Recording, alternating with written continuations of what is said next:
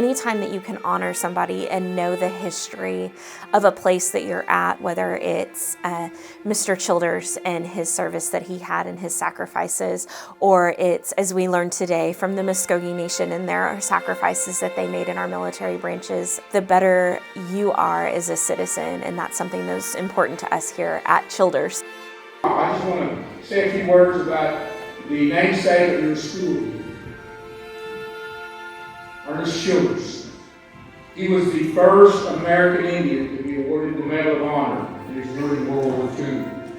Colonel Childers was one of our greatest heroes, and the message was that his story, talks about how he got his Medal of Honor. It was protecting others and sacrificing his own life, and as I said earlier, that's the greatest thing you can give.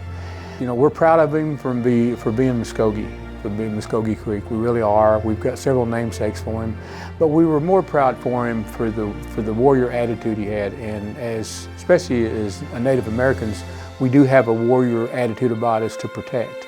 I think any opportunity we have to let our students see beyond their own small world and be able to really recognize the sacrifices that people make to allow them to have the freedom and experiences they do in school is vital and something that's very important.